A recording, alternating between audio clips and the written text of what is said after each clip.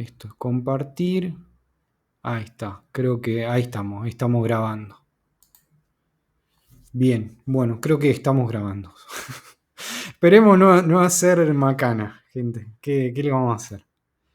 Sí, creo que ahí estamos grabando y les voy a compartir la pantalla.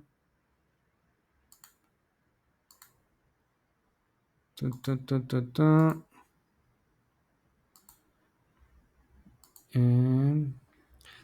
Díganme, gente, ¿se ve la pantalla?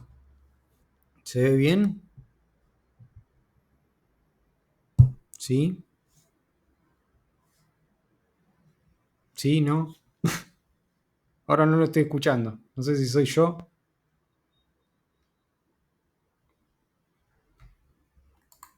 Ay.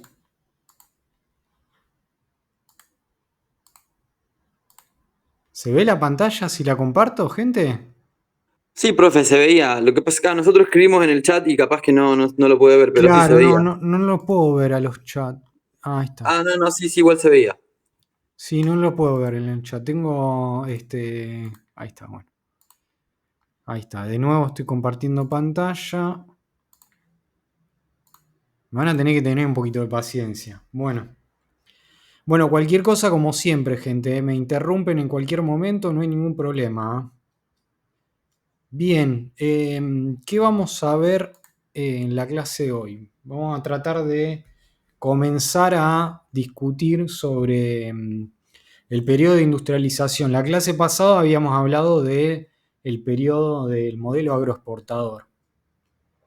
Bueno, ahora la idea es comenzar a discutir, si se quiere, un periodo de industrialización en el cual se caracterizó la Argentina o entró la Argentina a partir de 1930 hasta 1975, o sea, el año previo a la última dictadura cívico-militar.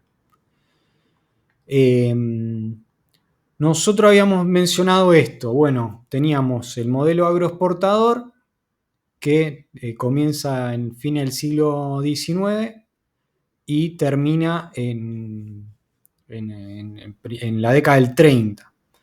Que recuerden que la década del 30 es una década de crisis económica a nivel mundial, en el cual todas las economías se habían cerrado, se habían implementado políticas proteccionistas, porque no tenían ingresos prácticamente para importar bienes de otros países, y así como no tenían ingresos para importar bienes y producción de otros países, no tenían los ingresos suficientes para importar bienes de la Argentina, justamente. Los bienes de este modelo agroexportador en el cual se basaba justamente nuestra economía,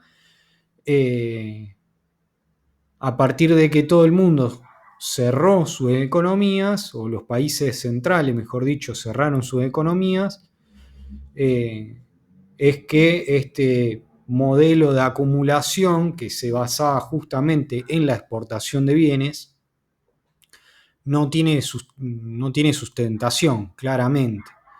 Eh, por eso se suele mencionar que, bueno, este modelo agroexportador entra como tal, como modelo de acumulación, entra en crisis.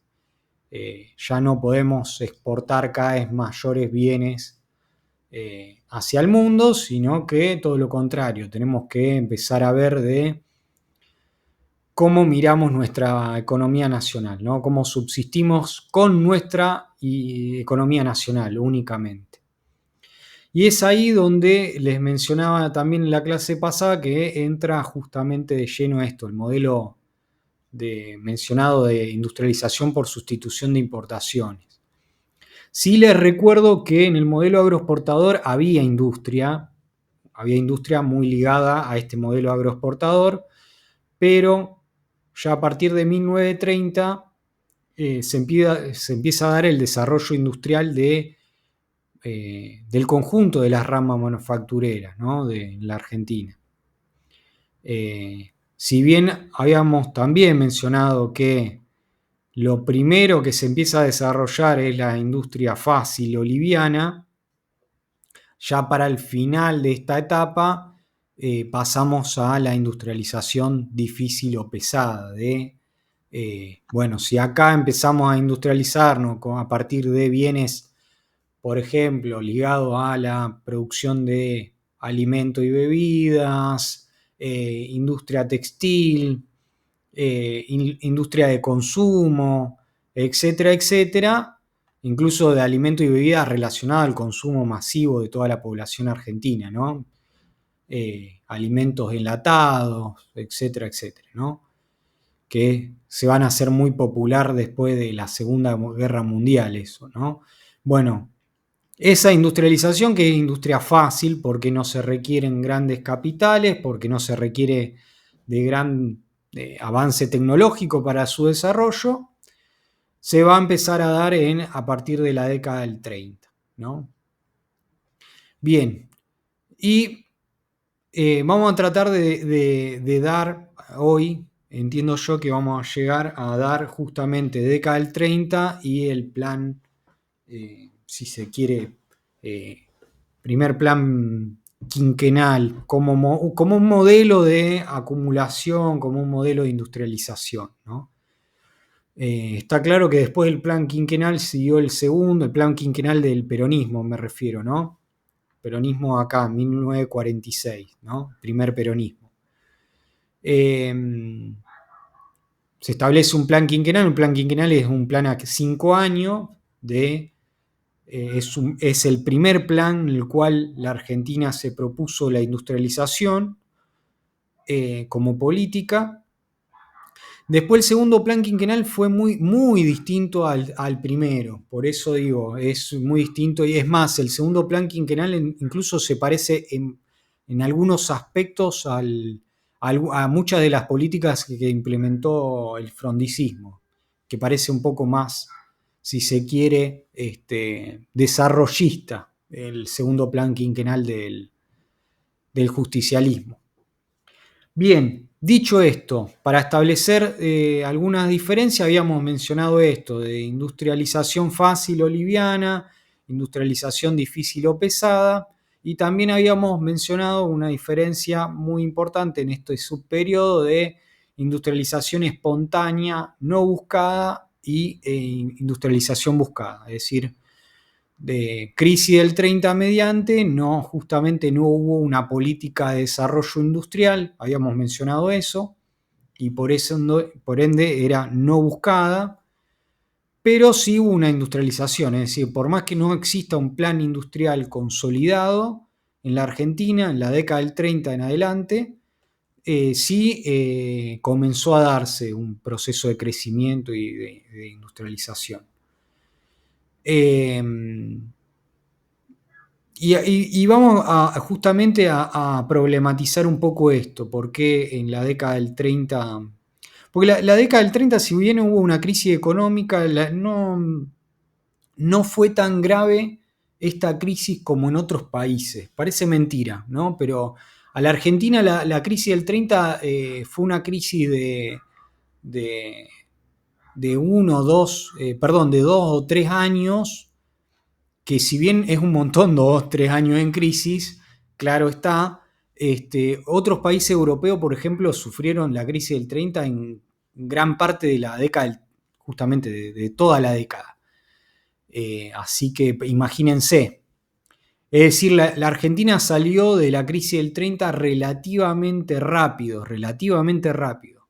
En cambio, otros países europeos, incluido también Estados Unidos, sufrió la crisis del 30 a lo largo de toda la crisis, de toda la década, ¿no? Lo cual habla de que la Argentina se pudo recomponer relativamente rápido a partir de este cambio, ¿no? en su lógica de acumulación. Bien, y a partir de 1946 en adelante, con el peronismo y con otros gobiernos, incluso de facto algunos de ellos, como fueron la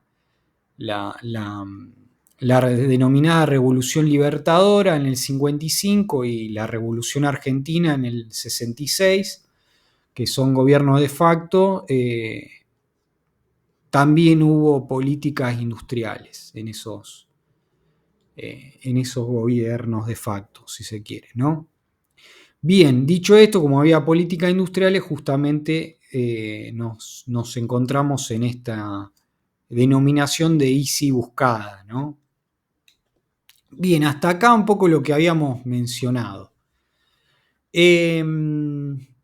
Acá esto es una suerte de resumen, si se quiere, de lo que veníamos mencionando, que para hacer una suerte de diferenciación por periodos, es decir, esos periodos se pueden clasificar de este modo como industrialización espontánea, que va del 1930 al 45, es decir, el año previo al gobierno peronista, al primer gobierno peronista, en el cual justamente tenemos esto.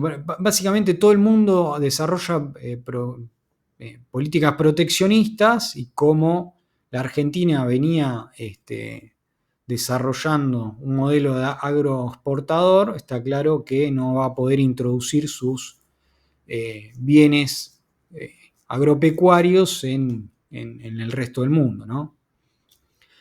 Y a partir de la década del 30 lo que se da, lo que se produce justamente es que existe una suerte de diversificación de las inversiones de empresas y empresarios incluso nacionales. Es decir, esta oligarquía que se había desarrollado justamente en el modelo agroexportador y que por ende gran parte de sus inversiones estaban en el campo, por ejemplo, en el desarrollo de alguna actividad, alguna que otra actividad industrial vinculada también a este modelo agroexportador, es que la oligarquía va a empezar, oligarquía que es nacional, digo, que son terratenientes y empresarios nacionales, van a empezar a diversificar sus inversiones en empresas o en sectores industriales. No solo la oligarquía, sino también inversiones extranjeras directas que ya para la década del 20, para la década del 30, también hay una suerte de ciclo u ola de inversiones en este sentido, de inversión extranjera directa que empezó a invertir en sectores también industriales, siempre ligado a esto, son sectores ligados a una industrialización fácil, intensivo en trabajo, ¿no? Y que por ende fácilmente escalable en términos tecnológicos, ¿no? Son sectores por ende fáciles de industrializar, por eso decimos que hay una industrialización fácil, ¿no? Es decir, ¿no? En este periodo no solo son capitales nacionales, sino también hay algunos capitales extranjeros que invierten en la industria manufacturera.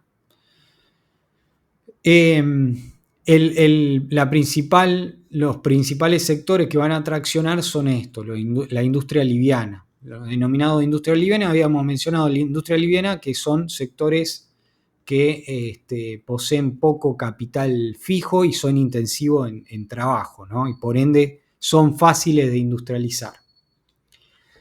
Lo que se va a implementar en este periodo 1930 y 1945 son políticas que, si bien son muy generales y por ende, si se quiere, no están ligadas a la política industrial en específico, pero sí hubo políticas generales que, si se quiere, han estimulado la industrialización. Por ejemplo, los controles de cambio. Controles de cambio es hoy por hoy lo que se denomina cepo, ¿no? Cepo es el acceso a las divisas. Bueno, los controles de cambio se empezaron a implementar en 1930, muy tempranamente. En 1930, a partir de la crisis internacional, ¿no? Se empezaron a implementar controles de cambio, es decir, había un tipo de cambio financiero, otro tipo de, es decir, para acceder a dólares desde o para hacer negocios financieros, si se quiere. Había otro tipo de cambio para comercial, etcétera, etcétera. Es decir, había diversos tipos de cambio. Y se podía acceder a justamente eh, a partir de regulación cambiaria, ¿no? Es decir, se implementan regulaciones cambiarias para que no existan libertades absolutas en el acceso de las divisas. En ese entonces, recuerden que la moneda hegemónica era la libra esterlina, la moneda británica, ¿no? Entonces, bueno, se implementan controles de cambio. Está claro que estos controles de cambio desestimulan de lleno las importaciones de bienes. Justamente a partir de 1930, la Argentina también, en consonancia con el contexto mundial, implementa políticas proteccionistas para aumentar aranceles, etcétera, para que no ingresen manufacturas y bienes industriales de otros países. Y eso también estimula la industria nacional. Se implementan juntas reguladoras, en general de juntas reguladoras de grano, es decir, se establecen precios mínimos para, de precios sostén, significa, ¿no? Para distintos, distintos sectores agropecuarios, ¿no? Para la carne, justamente para los cereales. Esos precios sostén, y por ende estas juntas reguladoras, fueron una continuidad que existió en la Argentina desde 1930 hasta 1990, cuando dejaron de existir a partir de las políticas menemistas, ¿no? Las juntas reguladoras permitían justamente un conjunto de normativas y de precios que se establecían y de coordinaciones que se establecían para sostener la actividad económica, en este caso agropecuaria. Imagínense, crisis del 30, los precios agrícolas se desplomaron y eso perjudica la producción agropecuaria. Entonces, esta junta reguladora, en la cual se encontraban los sectores productores, el gobierno, establecían, y los exportadores también, establecían una serie de regulaciones de precios sostén, de precios mínimos, para que la actividad agropecuaria no se desplome de la misma forma que lo hicieron los precios, ¿no? Y por último, se creó el Banco Central. El Banco Central se creó en 1936 en Argentina, y a partir de que existió el Banco Central, es que se permitió desarrollar política crediticia muy en consonancia con la industrialización. Es decir, si hay crédito blando, crédito blando significa acceso al crédito fácil, ¿no? Que se puede acceder fácilmente a un crédito, y política, monetaria, crediticia, política cambiaria, etcétera, etcétera. Todo eso permite el Banco Central, está centralizado en el Banco Central, ¿no? Y eso, de nuevo, estimula la industrialización. Bien, hasta acá, ¿se entiende qué fue la década del 30 para la Argentina? ¿Sí, no? Más o menos. Traten de no hablar por el chat, que yo no los veo ahora. Sí, sí, se entiende igual. Perfecto, perfecto. Bien. Buenísimo, gente. Cualquier cosa me interrumpen, no hay ningún problema. Bien, la década del 30, por eso mencionamos, es espontánea la industrialización, porque fue una situación más bien pragmática a lo que ocurrió a nivel mundial. Es decir, bueno, a nivel mundial, desde 1930 hasta la Guerra Mundial, a la Segunda Guerra Mundial, prácticamente todos los países estaban en una suerte de depresión económica, ¿no? Con ciclos económicos muy fuertes y muy pronunciados. Y digo, es espontánea porque significó a partir de ese pragmatismo de cerrar la economía, de empezar a vivir con lo nuestro, ¿no? Es decir, de desarrollar capacidades que estaban ahí, latentes, ocultas, ¿no? De la Argentina, como es esto, la industrialización. También le había mencionado que a partir del modelo agroexportador y la llegada de inmigración, de inmigrante a la Argentina, si bien no era un país grande, claro, ¿no? Tampoco era un país pequeño para ese entonces, ¿no? Y algo de mercado interno tenía la Argentina. Tenía vida urbana, por ejemplo, la Argentina. Y esa vida urbana es de nuevo, se encuentra muy relacionada y estrecha con la industrialización. Es decir, si hay vida urbana, hay consumo urbano, y ese consumo urbano tiene que ser abastecido a partir de bienes industriales, ¿no? Bueno, si la Argentina tenía vida urbana, tenía consumo interno, también esta industrialización va a estar muy relacionada con ese consumo interno, con esa demanda, ¿no? Urbana también. Bien, dicho esto, para que se entienda un poco, tenemos este primer, si se quiere, eslabonamiento de nuestra industria manufacturera que se desarrolló en estas condiciones, ¿no? No hubo una política industrial, se desarrolló a partir de que algunos empresarios empezaron a diversificar sus inversiones en sectores industriales que antes no estaban desarrollados. Esos sectores industriales están muy vinculados a la industria liviana, y a partir de un contexto internacional que lo ameritaba, ¿no? Justamente, que lo amerita. Bien, a partir del primer peronismo, depende también un poco la clasificación. Tenemos una industrialización buscada y liviana. Buscada y liviana es porque justamente hay una política industrial consistente, y liviana porque justamente los sectores que más van a crecer van a estar relacionados al consumo interno, al consumo de masas, ¿no? A industrias livianas, justamente. Y ahí es cuando esto se da una suerte en el primer peronismo, perdón, en las presidencias peronistas se da o se empieza a discutir esto, ¿no? O se busca justamente una alianza de clase entre la pequeña y mediana industria y la pequeña y mediana burguesía con los trabajadores. Es decir, eran sectores que podían llegar a tener objetivos en común.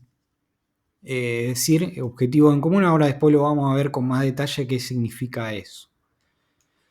Y por último, ya con el frondicismo, y desde el frondicismo hasta el tercer peronismo o hasta la última dictadura cívico-militar, no solo es industrialización buscada, sino que hay industria pesada. Pesada me refiero a que ya son sectores industriales que únicamente se pueden desarrollar a partir de grandes inversiones. Estas grandes inversiones en este periodo se dieron a partir de inversión extranjera directa en algunos sectores estratégicos como fueron, ¿no? En ese entonces la industria petroquímica, la industria automotriz, la industria petrolera también se dieron inversiones, etc. Bien. Dicho esto, estas son un poco las grandes, si se quieren, características de cada uno de estos periodos, ¿no? De estos grandes periodos. Bien, dicho esto, a ver, en términos generales, sí lo que ocurrió es que a lo largo de 1930 hasta 1975 tenemos consistentemente se buscó una industrialización basada en el mercado interno. Eso fue para todo el periodo, ocurrió en todo el periodo. Sí, lo que va cambiando, fue cambiando y estuvo mucho en disputa fue a lo largo de todo este periodo de 1930 a 1975, es, bueno, cómo se da esa industrialización. Sabemos que es una industrialización para el mercado interno, pero con qué actores, cómo se va a desarrollar esa industrialización, estuvo, la verdad, que en disputa a lo largo de todo el periodo, y hubo marchas y contramarchas ahí también. Dicho esto, por poner un ejemplo, lo que buscó el peronismo fue una suerte de alianza entre los trabajadores y los empresarios industriales nacionales, por poner un ejemplo. Otro, si se quiere, otro ejemplo fue el frondicismo y la Revolución Argentina, es decir, desde Onganía en adelante, que ahí se desarrollaba la industrialización a partir del capital transnacional, de la dominancia de las Fuerzas Armadas como empresario industrial. Esto después lo vamos a ver con más detalle, no es menor. Las Fuerzas Armadas tenían en la Argentina, a partir de muchísimas industrias, era un empresario de gran calado en la Argentina. No era menor. Detentaba justamente la Fuerza Armada. Parece mentira, ¿no? Porque, digo, parece mentira porque en contradicción con lo que fue la última dictadura cívico-militar, pero las Fuerzas Armadas eran, gran parte o una parte de la Fuerza Armada eran eh, desarrollistas e industrialistas también. Pensaban que únicamente la Argentina iba a ser fuerte si tenía industria, si, fuerte militarmente me refiero, ¿no? Entonces ahí hay una ligazón muy grande entre las Fuerzas Armadas y el desarrollo industrial de la Argentina. Bien, hay muchos emblemas. General Mosconi, por ejemplo, para el desarrollo de justamente de YPF, por poner un ejemplo, ya muy tempranamente. Para que sepan, por ejemplo, la Argentina fue el primer país en el mundo que tuvo una petrolera estatal, que es YPF. Y ese modelo de petrolera estatal fue copiado por un montón de países latinoamericanos, para prácticamente casi todos los países latinoamericanos que tienen un poco de recursos hidrocarburíferos. Bien, eso por un lado.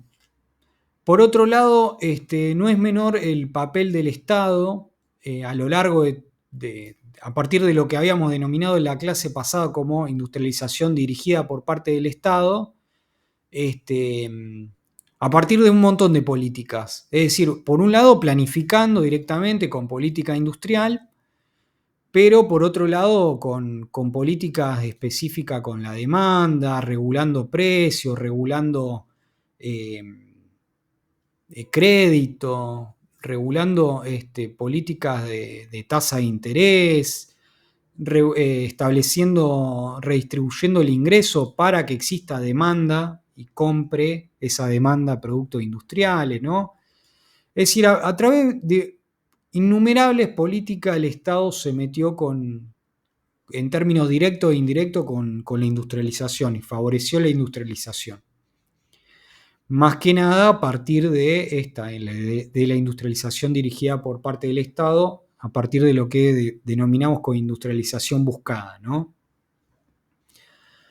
Bien, Y por otro lado, sí tengan en cuenta que estamos en un contexto mundial de crisis económica, es decir, década del 30, Segunda Guerra Mundial y Guerra Fría. Ya ahí, cuando hablamos de Guerra Fría, ya nos vamos a meter un poquito más de lleno con el frondicismo, ¿no? Cuando es un contexto muy particular. El de Guerra Fría ya lo vamos a desarrollar. Bien, hasta acá. ¿Alguna duda, comentario? Dígame si se entiende, no se entiende. No, hasta acá es accesible. Esto ya sí me acuerdo, lo vimos en la escuela.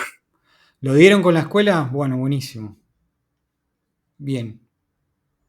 Tengo entendido que en los últimos años no se ve mucho historia argentina del siglo XX. No sé si es así, tal vez estoy generalizando demasiado, pero bueno.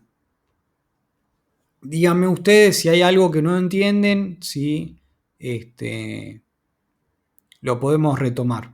No hay ningún problema. Bien. A ver, me parece que acá, esto que les quería mostrar, si bien no es la idea ver gráficos, eh, este, pero me gustaba mostrar esta diferencia, que es lo siguiente. La línea continua que va desde 1930 a 1976, que abarca este periodo, nos muestra cómo evolucionó en sí, en una suerte de número índice, es decir, cómo evolucionó a lo largo del tiempo. Yo sé que le es complicado leer gráficos, pero la idea es la siguiente, de ver cómo evolucionó la producción industrial en relación a la producción agrícola, ganadera, etcétera, ¿no? ¿Por qué me refiero a esto? Porque justamente lo que se ve es una gran divergencia en términos de producción. Es decir, la Argentina en este periodo creció y mayormente a partir de la producción industrial. Es decir, la industria manufacturera traccionó la economía. Después el gráfico de barra es en qué porcentaje creció, ¿no? En cada año, ¿no? Si hubo crecimiento o cayó la industria, ¿no? Está claro que en 1930, los primeros años hasta 1932, cayó la industria manufacturera, pero miren que a partir de 1933 ya la economía estaba creciendo, la industria manufacturera ya estaba creciendo y la economía argentina también. Es decir, y con tasas relativamente elevadas, no son menores estas tasas de crecimiento.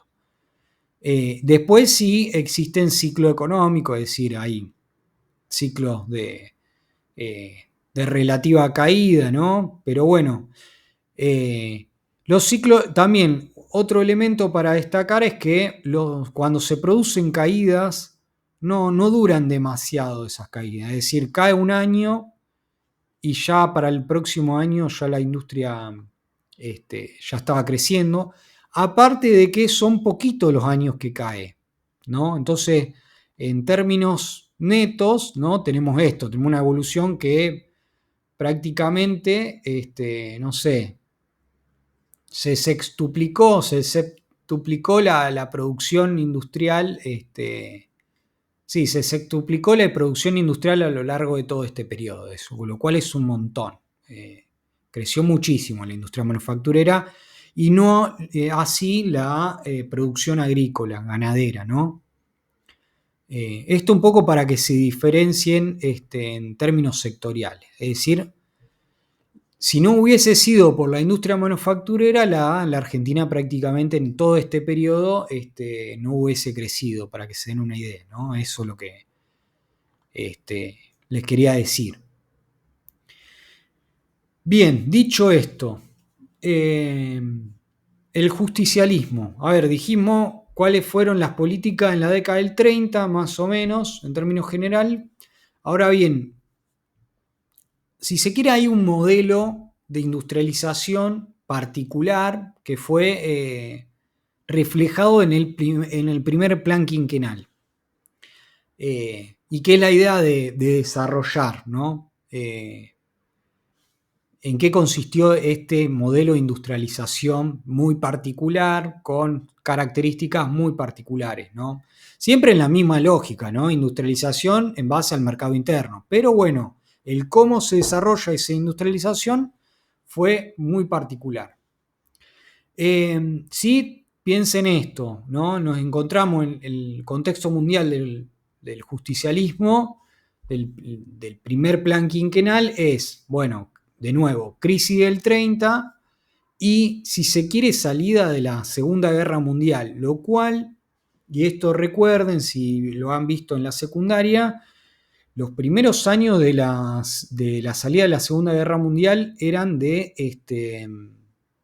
no solo de reconstrucción, sino de, bueno, tal vez en poquitos años se pensaba que iba a haber una tercera guerra mundial.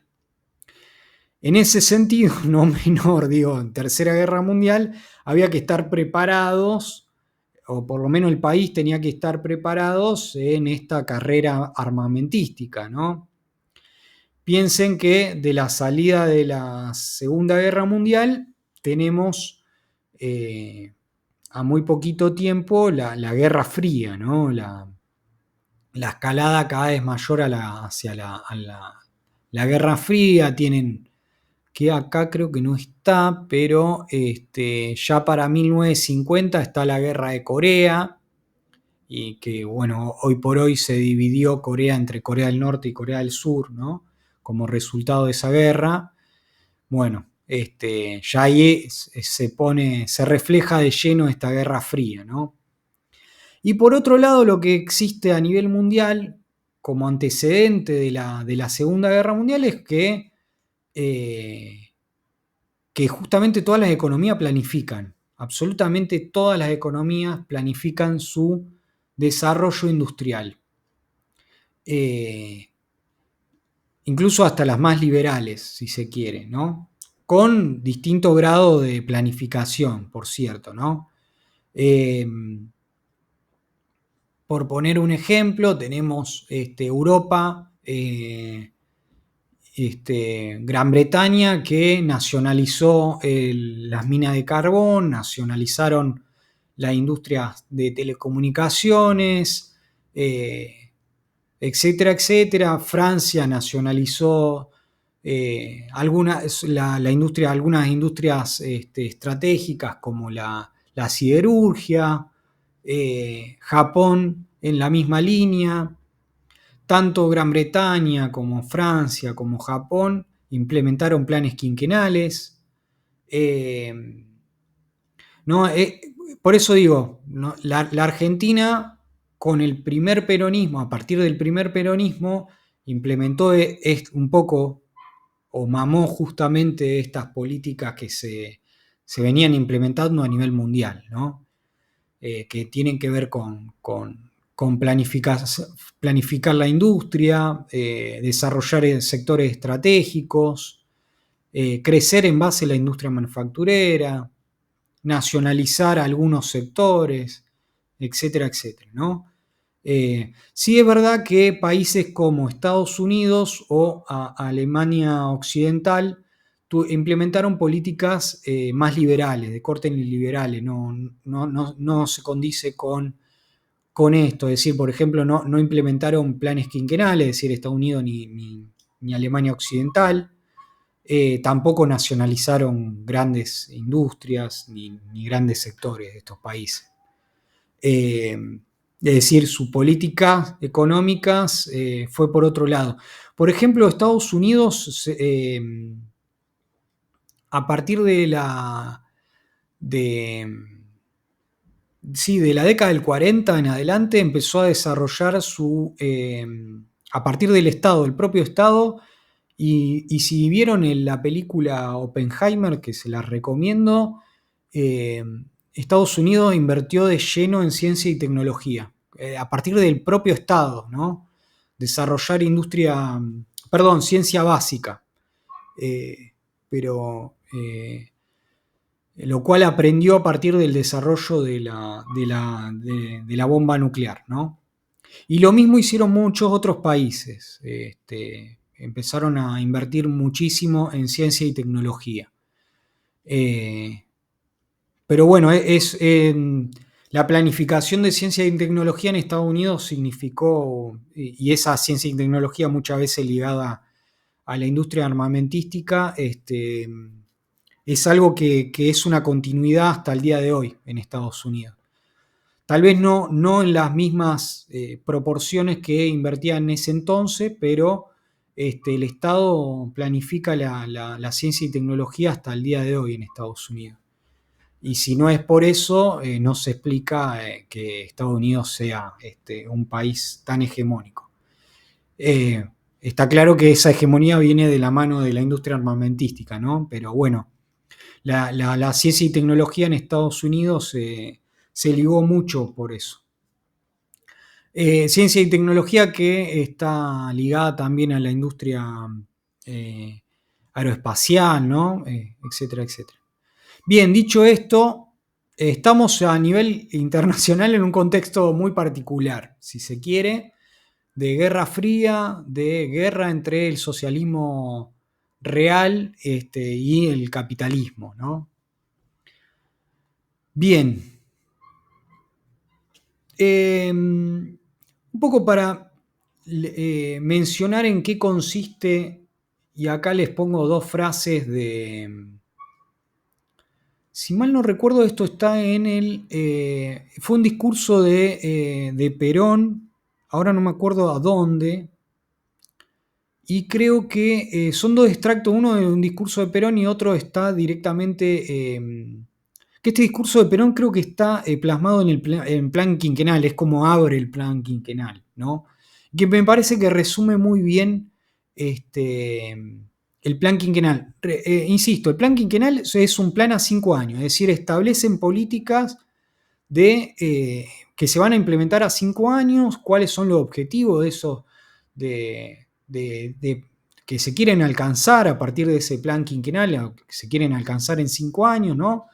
Es decir, es eso el plan quinquenal, son políticas a implementar con una temporalidad, si se quiere, establecida, que son 5 años, ¿no? Y que se establecen objetivos a alcanzar a partir de esa política implementada. Bien, ¿qué se menciona? Bueno, justamente esto. Nada, es para poner un poco en contexto. En 1810 fuimos libres políticamente, ahora anhelamos ser económicamente independientes, ¿no? Que es un poco el objetivo. Acá digo, ¿por qué lo menciono? Porque tiene que ver con esta idea de autarquía. La autarquía significa vivir con lo nuestro, vivir con nuestra industria y a partir de nuestra industria, ¿no? Por eso lo puse. Es decir, insisto en esto, es un plan de industrialización para el mercado interno, con todas las alcances y limitaciones que puede tener esa política de vivir con lo nuestro, de vivir para y con el mercado interno. Por otro lado, se menciona que debemos producir el doble de lo que estamos produciendo, multiplicarlo por 4 mediante la industrialización. Ahí es algo nuevo, es decir, antes del peronismo no se buscaba la industrialización a partir de política económica, de política industrial. A partir del peronismo esto va a entrar de lleno. Incluso en los discursos. Si hay un antecedente, debo mencionarlo solo para mencionarlo, que es el Plan Pinedo. Si quieren, después lo buscan en Google, que es el Plan Pinedo, es decir, es un antecedente al Plan Quinquenal. Tal vez lo hayan visto también en la secundaria. Es el único antecedente, pero no se implementó. El Plan Pinedo no se implementó en la Argentina. Creo que el Plan Pinedo es del 41, por ahí, si mal no recuerdo. Me debo estar equivocando en el año exacto, no me acuerdo, pero si es del 40, 41. Bueno, por un lado tenemos esto, industrialización. Enriqueciendo la producción por la industria, distribuir equitativamente esa riqueza y aumentar el estándar de vida de nuestra población hambrienta. Bueno, ahí también hay un elemento adicional, es decir, nos vamos a industrializar. La base de esa industria, como habíamos dicho, es el mercado interno. El crecimiento va a estar dado en base también a la distribución de la riqueza, es decir, distribución del ingreso. La distribución del ingreso va a ser un factor de demanda, es decir, la población va a consumir los bienes industriales que produce la industria. Ahí tenemos una conexión, ¿no? Entre oferta y demanda. ¿Vieron esto que habíamos mencionado del Fordismo? De que hay una suerte de pacto fordista. Bueno, parece algo relativamente similar esto, ¿no? Tenemos un estado keynesiano, un estado de bienestar, entre comillas, porque en Argentina no hubo un estado de bienestar con todas las letras, pero que trata de esto. Aumentamos la producción industrial y esta producción industrial va a ser realizada, demandada, porque del otro lado hay ingresos y hay demanda que lo permitan. A partir del nivel del buen nivel de vida que pueden tener la clase trabajadora, por ejemplo.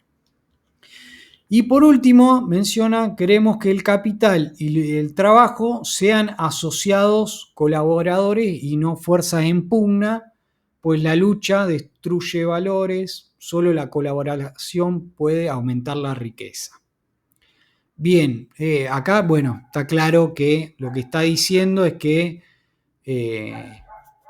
Marx go home, ¿no? Le está diciendo eso. Justamente no existe lucha de clases, sí existe asociación, ¿no? Asociación entre clases sociales, y por ende esa asociación puede ser beneficiosa para ambas partes, para el capital, es decir, para las empresas y para los trabajadores, ¿no? Que acá, digo, en estas frases, la verdad que resumen bastante bien lo que fue el primer plan quinquenal. Resumen mucho lo que fue el primer plan quinquenal. No sé si alguien quiere hacer algún comentario a esto que estamos viendo, pero digo, en esto es una frase icónica, ¿no? Que resume muy bien la política de gobierno. No sé si quieren hacer algún comentario, sugerencia, preguntas.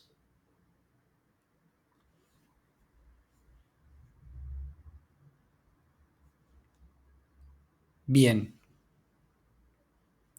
Les reitero que yo el chat no lo veo, así que ténganlo en cuenta. Bien, dicho esto,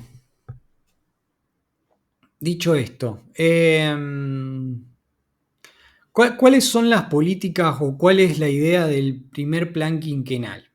A ver, que están resumidas un poco en esta filmina, ¿no?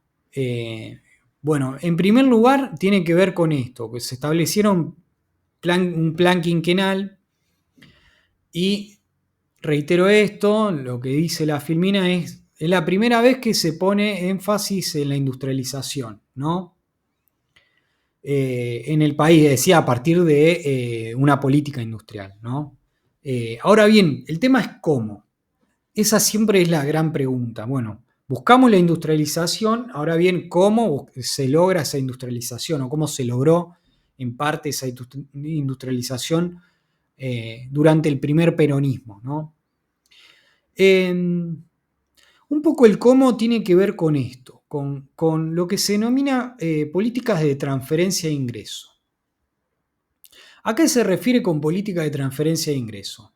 Una transferencia de ingreso, en primer lugar, desde el agro hacia la industria, es decir, eso es una política de ingreso, hay transferencia de ingresos desde el agro, es decir, ingresos creados en el agro hacia la industria. Eso por un lado.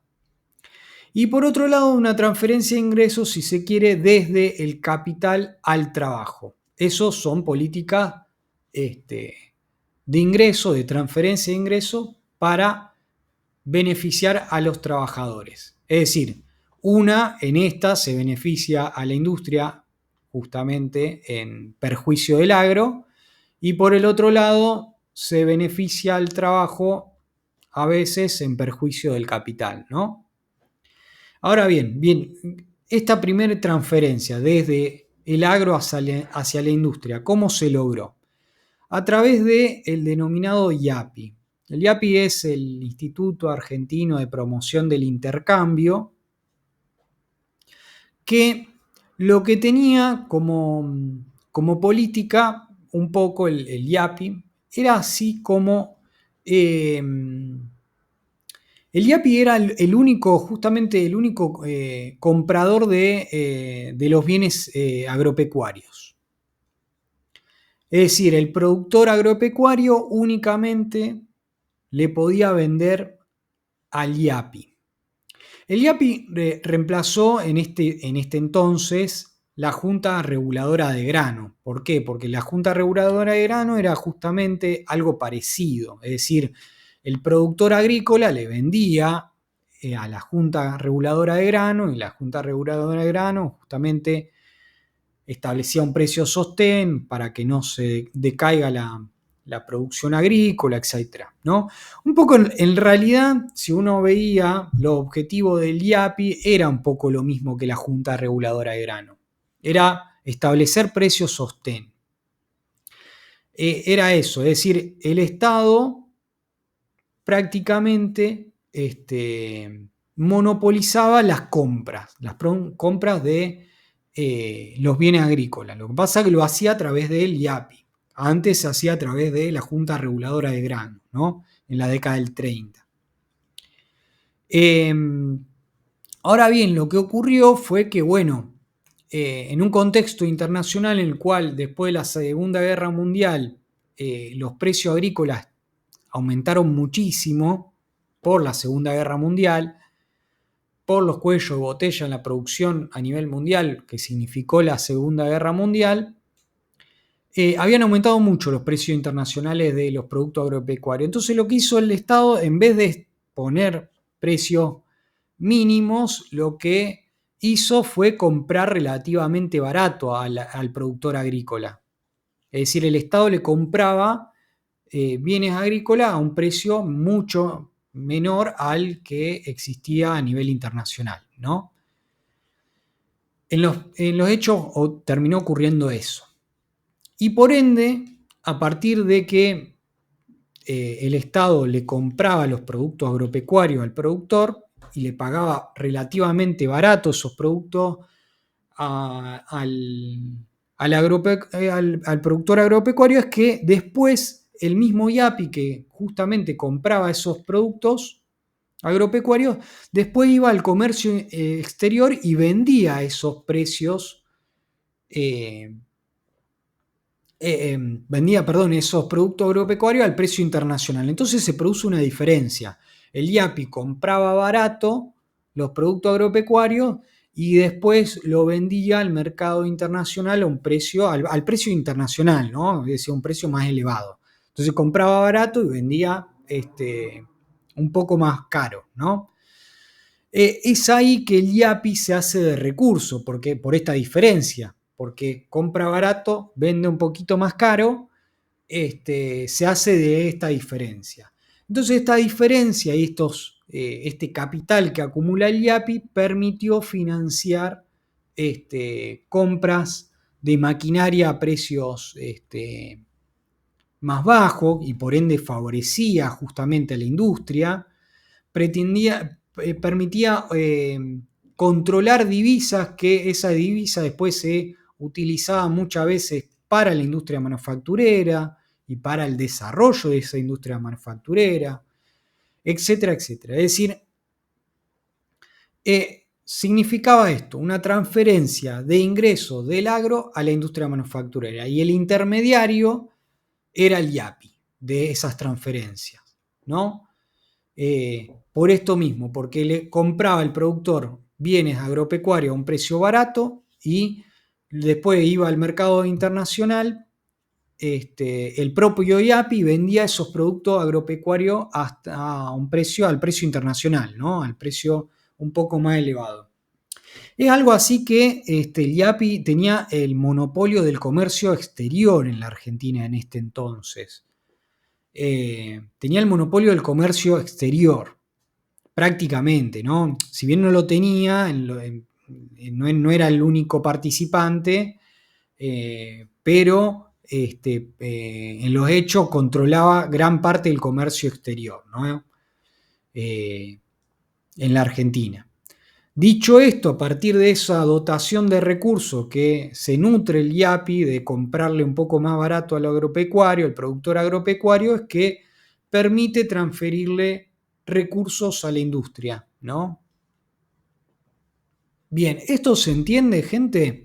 Hoy por hoy lo que existe, para que se den una idea de algo parecido al IAPI, son las retenciones, ¿no? Las retenciones es eso, es, bueno, los productores que quieren exportar o las empresas que quieran exportar lo van a hacer a un precio menor al precio internacional porque existe un tributo, existe un derecho de exportación.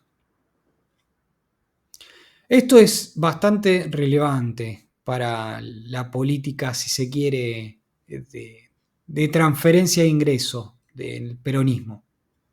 No sé si se entendió, gente. ¿Sí, no? Sí. Sí, sí, se entendió. Perfecto. Perfecto. Tengan en cuenta esto, que el IAPI era el único comprador de los bienes agropecuarios y y tenía prácticamente el monopolio del comercio exterior. Es decir, vendía esos productos agropecuarios. Cuando digo monopolio del comercio exterior era que el IAPI vendía esos bienes agropecuarios al resto del mundo, ¿no? O sea, los países que compren nuestros bienes agropecuarios. A eso me refiero con monopolio del comercio exterior. Bien, y por otro lado, existe esta transferencia de ingreso del capital al trabajo. ¿A partir de qué? Bueno, justamente de que el salario no es un costo en este entonces, o no se piensa, o sea, sí es un costo, pero no se piensa tanto como un costo, sino como un factor de dinamizador de la demanda. Es decir, el salario va a ser un factor de demanda. Piensen de nuevo en el Fordismo, ¿no? En esa idea que habíamos mencionado en su momento, en las clases pasadas cuando hablamos de Fordismo. A partir de que, bueno, justamente sí va a existir una política salarial, sí, una suerte de política salarial a partir del peronismo, es decir, bueno, se aumentan los salarios para que se dinamice la demanda del consumo interno y ese consumo interno aumente la oferta de bienes industriales, ¿no? Vaya desde la demanda hacia la oferta, ¿no? Política bien keynesiana, si se quiere, parece, ¿no? Dicho esto, tenemos también política social, por poner un ejemplo, la fundación de Eva Perón, ¿no? Política social también en lo que respecta a seguro de desempleo, a política de vivienda,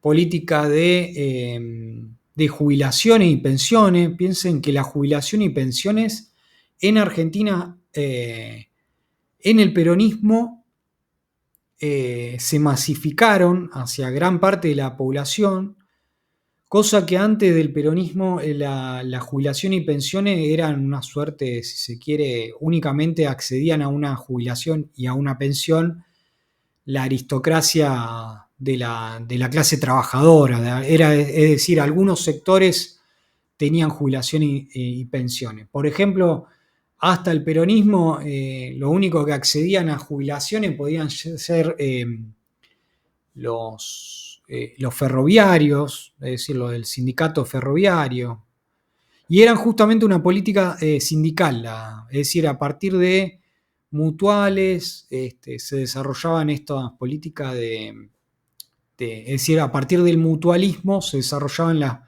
la- la jubilación y pensiones de los trabajadores. Es decir, se aportaba desde los propios trabajadores, ¿no? De la propia caja de cada sindicato barra gremio, ¿no?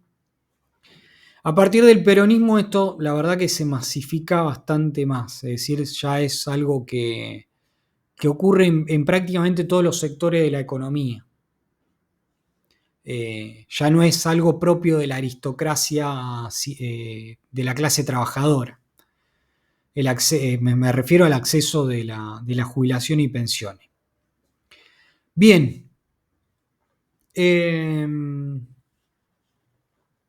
Bueno, esto, establecimiento de convenios colectivos de trabajo, salario mínimo, el aguinaldo antes del peronismo no existía, vacaciones pagas, el estatuto del peón rural, antes no existía ninguna regulación para el peón rural y se podía hacer prácticamente lo que se quería con el peón rural. Bueno, todo eso son políticas que bien de corte peronista, ¿no? Y por ende podemos hablar de una suerte de transferencia de ingreso del capital al trabajo. Bien. ¿En qué podemos también encontrar, si se quiere, una política que se referencia al peronismo? La podemos encontrar en primer lugar, lo primero que se nos puede llegar a venir a la cabeza son las nacionalizaciones, es decir, la estatización de servicios públicos, mayormente de los ferrocarriles. Los ferrocarriles antes eran ingleses y franceses y pasaron a manos del Estado Nacional. También existió, creo que está en la próxima filmina, pero la vamos a ver. Bueno, después lo vemos a eso. Pero para que se den una idea, a partir de la Segunda Guerra Mundial, todas las filiales de empresas alemanas pasaron a estar en manos, como se declaró enemigo a Alemania, pasaron a estar esas filiales en Argentina, pasaron a estar en manos del Estado. Para que se den una idea. Bueno, digo, esta búsqueda de una mayor estatalidad y de intervención del Estado para la industrialización se puede ver en esto, ¿no? La nacionalización de empresas, en la redistribución del ingreso, en la intervención del Estado a partir de las flotas mercantes, el desarrollo de flotas mercantes. Antes la Argentina no tenía flotas mercantes propias nacionales y a partir del peronismo la fue desarrollando. Aerolíneas Argentinas se crea en el primer peronismo. Bueno, IP es... Acá se crea yacimiento. Creo que está mal. Es carboníferos fiscales. Bien. Y con respecto a la política fiscal, sí se crean algunos impuestos que antes no existían, como algunos impuestos a la riqueza. Se amplían alícuotas a los impuestos a los réditos. En este entonces, hoy por hoy, es impuesto a las ganancias. Bueno, y esto ya lo había mencionado. El sistema de jubilación y pensiones se generaliza a gran parte de la población. Y en lo que respecta a la política monetaria y crediticia, se crea el Banco de Crédito Industrial para justamente, es decir, un desarrollo de banca especializada significa que tenemos una banca, un banco particular que da créditos a la industria manufacturera. Y a partir del peronismo se nacionalizan los depósitos. Nacionalizar los depósitos es una suerte de centralización de los depósitos, es decir, existían bancos privados desde ya, pero es lo siguiente, uno deposita su plata en el banco y ahora bien, lo que se hace con lo que uno depositó está determinado 100% por el Estado, es decir, qué políticas crediticias se van a desarrollar a partir de lo que se depositó en un banco, en cualquiera, un banco puede ser privado, lo va a decidir el Estado. A eso se lo llama nacionalización de los depósitos. Que tiene que ver con que el Estado, si bien hay banca privada, el Estado controla 100% el destino del crédito y puede desarrollar, por ejemplo, crédito industrial, ¿no? Después el Banco Nación, el actual Banco Nación, se especializó mayormente en otorgar créditos al sector agropecuario. Entonces tenía el Banco Nación que otorgaba crédito al sector agropecuario y después el Banco de Crédito Industrial que se especializaba en otorgar créditos a la industria manufacturera. Bien, de acá hay alguna duda, comentario, córtenme cuando quieran. No sé si tienen alguna duda, tal vez les generé un poquito más de duda con esto de nacionalización de los depósitos, pero entiéndanlo de esa forma, o sea, seguía existiendo la banca privada, pero prácticamente el Estado tenía control de qué era lo que se hacía con el destino de esos depósitos, qué créditos se desarrollaban, ¿no?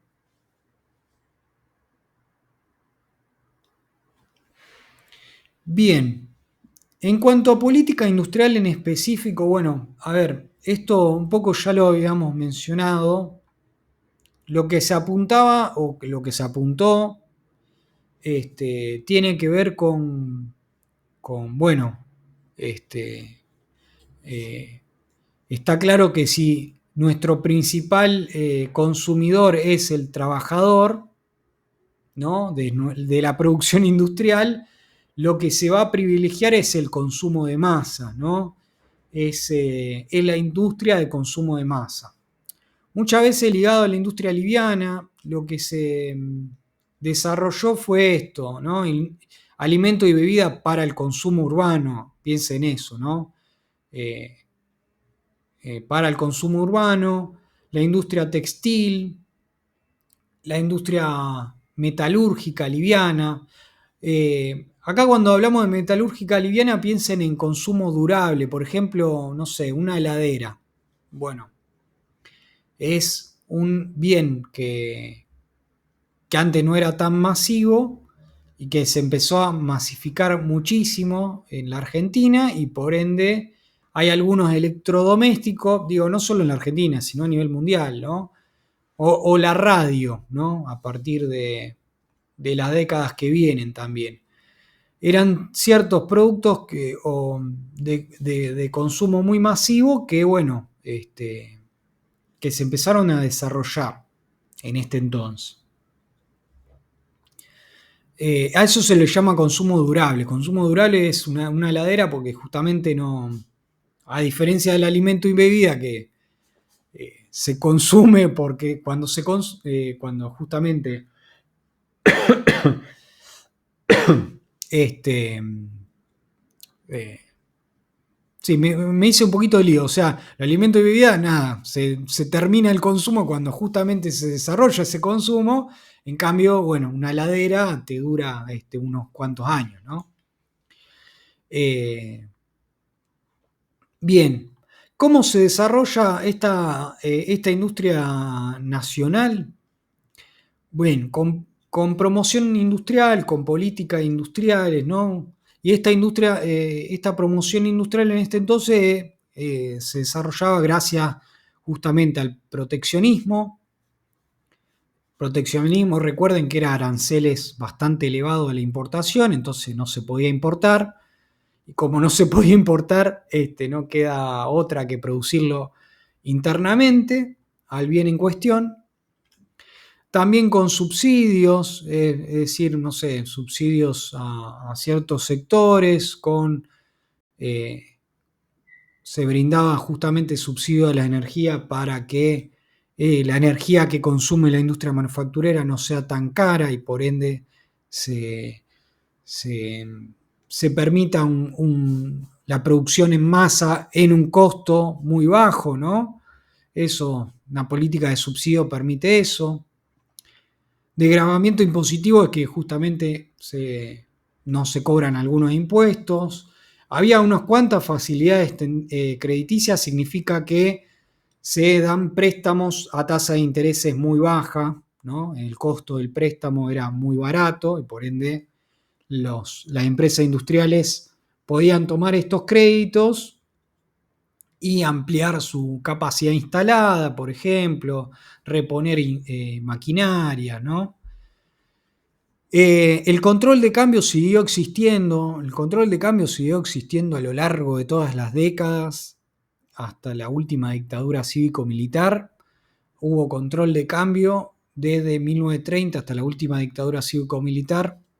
Existieron los controles de cambio y por ende esas divisas se cuidaban justamente para que sean utilizadas únicamente para importar maquinaria o bienes industriales que se necesitaban para la producción nacional, es decir, se importaban algunos componentes que eso después eran prioritarios para la producción nacional, ¿no? Piensen más bien en bienes intermedios ahí. Bien.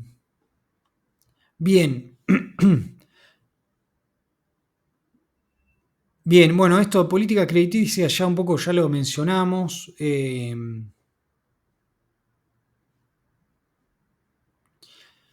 Y para que se den una idea en lo que respecta en esta política industrial, lo que tenemos es, si se quiere, un Estado empresario.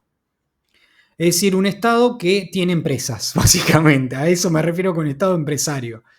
Estado empresario que no solo desarrolla política industrial para que el capital privado se desarrolle en el sector industrial, sino que el propio Estado tiene empresas industriales. ¿Cómo tiene empresas industriales? Bueno, el Estado controlaba esto, la Dirección Nacional de Industria del Estado, que ahí contenían, por ejemplo, las industrias alemanas, que no eran pocas, eran 140 empresas las industrias alemanas. Esto que le decía, bueno, terminada la Segunda Guerra Mundial, como se le había declarado la guerra y Alemania era un enemigo, todas las empresas alemanas, filiales de empresas alemanas que se encontraban en el país, se estatizaron, ¿no? Que no eran pocas, fueron 140 empresas. Por otro lado, el propio Estado tenía y creó unas cuantas empresas en este entonces, Atanor, todas empresas en el sector, si se quiere, que son ya sectores de industria pesada. Yo había dicho, bueno, se desarrolla más bien la industria liviana, pero el Estado con el peronismo empezó a planificar el desarrollo de la industria pesada muy tímidamente, como es el caso de Atanor, industria química, Somisa en la industria siderúrgica, fabricaciones militares, Altos Hornos Zapla también, siderurgia, ¿no? También controlaba el Estado del Instituto Mixto de las Inversiones Mobiliarias, es decir, este instituto compraba acciones empresarias de empresas industriales. Entonces tenía una participación en una empresa de capital privado, ¿no? Entonces el Estado tenía, no sé, el 10% de una empresa privada. Y por ende, como tenía un porcentaje, ponía un directorio, ¿no? Entonces controlaba, ponía un director, ¿no? sabía lo que estaba ocurriendo en la empresa, como tenía un porcentaje, sabía lo que estaba ocurriendo en muchas de las empresas privadas, ¿no? Al tener una participación accionaria. Entonces, a partir de todo esto es que el Estado era un empresario, ¿no? Un empresario que controlaba muchas de estas empresas, ¿no? Es decir, controlaba empresas, poseía, creaba empresas, etcétera, etcétera, ¿no? Eh, por eso digo, es una cuestión de, a partir de esta política industrial, de un Estado empresario. Y por último, para mencionar, digo, cuáles son las empresas emblemas, incluso hoy por hoy existen, si las ven, alpargatas, industria justamente del calzado, Siam Di Tela, industria de electrodoméstico, por poner un ejemplo, Sanela también es una empresa que existe, FATE también es una empresa que hoy en día existe, digo, son empresas emblemáticas de este entonces, de grandes empresas que se han creado al calor del peronismo, ¿no? Todas empresas de capitales nacionales, esta que mencionaba, ¿no? Alpargata, Siam, Sanela y FATE, ¿no? Son empresas, por eso digo, para que se dimensionen un poco a qué nos referimos con esto, con este tipo de industrialización, con este tipo de industria liviana.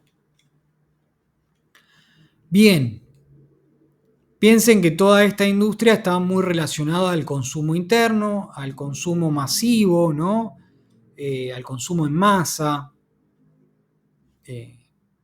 Claro está, ¿no? Bien, hasta acá. ¿Alguna pregunta, comentario, sugerencia? ¿Sí? ¿Se va entendiendo? ¿No se va entendiendo?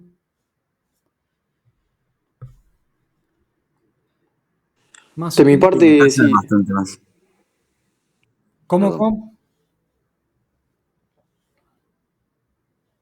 Que no lo escuché, perdonen, gente. No, que acá ya es bastante más llevadero. Bien, Sí, sí, a mí me resulta igual, se entendió bastante. bien, bien. Bueno, esto, a ver, por eso yo le decía, esto es el primer peronismo. El segundo peronismo en gran parte de la década del 50, 49, si se quiere 50, ya empiezan los problemas. Y el segundo plan quinquenal es muy distinto al primero. Así que eso para que lo tengan en cuenta, si bien nuestra idea un poco es que referencien esto. Bueno, había un modelo de producción basado en la redistribución del ingreso, ¿no? Redistribución del ingreso desde el agro a la industria, desde el capital al trabajo, que tiene como motor justamente el consumo privado, nacional, ¿no?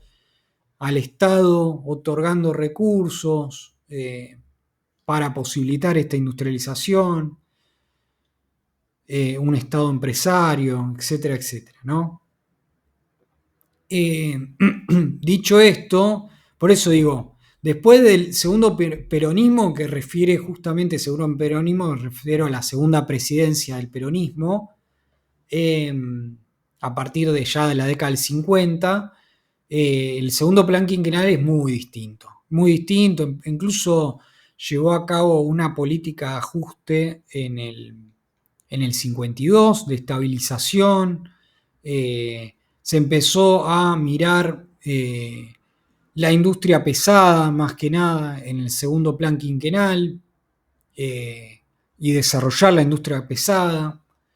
Por eso también digo, esto que decíamos de, bueno, qué tipo de industria se desarrolló en el, en el peronismo y dijimos, bueno, primeramente la industria liviana es relativo. Es relativo en tanto y en cuanto hay también industrialización de industria pesada en el peronismo y estas son un poco si se quiere, los ejemplos de esta industria pesada. Por eso digo, pueden caracterizar a este periodo, es decir, el peronismo como industria liviana o también el desarrollo de cierta industria pesada o el desarrollo tímido de esta industria pesada. Por poner un ejemplo, Somisa, si bien se crea en el peronismo, la puesta en funcionamiento de la planta tardó un montón de años, para que se den una idea. Y recién se inauguró la planta para su funcionamiento pleno,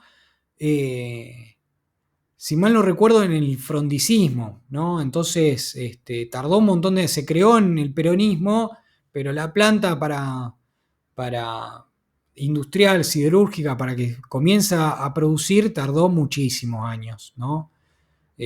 No fue algo relativamente fácil. Que se crea una empresa y de un día para el otro ya se encuentra en funcionamiento, ¿no? Por eso digo. Bien, dicho esto, no sé si hay alguna duda, me da cosita pasar ya al desarrollismo, es decir, al frondicismo. Si no les molesta, yo terminaría la clase 5 minutos antes, porque empezar desarrollismo, prefiero ya la próxima clase hablando sobre eso. Sí, me parece bien. Aparte va a quedar inconcluso también. Claro, por eso. Bueno, pero no sé si ya tienen alguna duda, comentarios. Si no, si les parece, terminamos hoy la clase hasta acá. Así que bueno.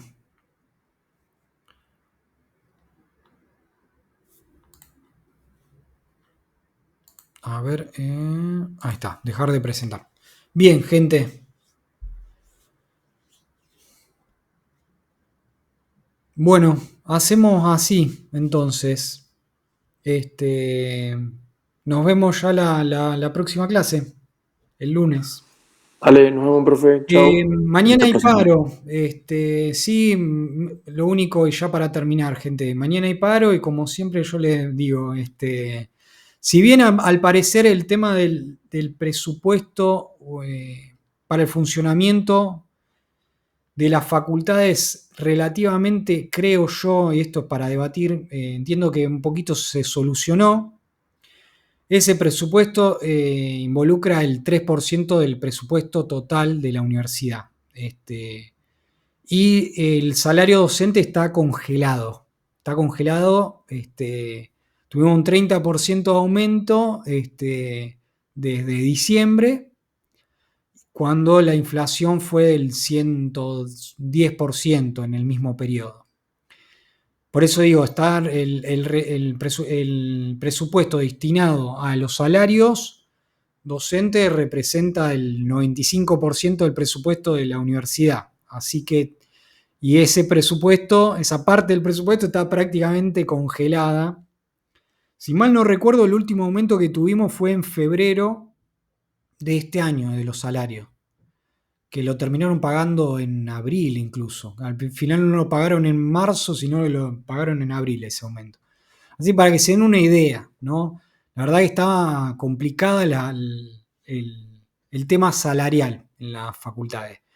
Y por lo que entiendo, la idea justamente de los sindicatos es si bien no, como vieron, no hubo tantos paros este cuatrimestre, pareciera mentira, ¿no? Estamos en una situación bastante crítica en lo salarial y no hubo bastante paro, porque entiendo yo que la política de COAD y de muchos gremios es de hacer paros contundentes, es decir, cuando haya paro en casi todas las universidades, COAD se amolda a esos paros que son prácticamente nacionales, ¿no? y que prácticamente, si piensan mañana, hoy la facultad estuvo cerrada, mañana también va a estar cerrada. No solo la facultad de acá, de Rosario, sino prácticamente todas las facultades de todo el país. Pero bueno, así que eso, para que piensen un poco en qué situación nos encontramos, ¿no?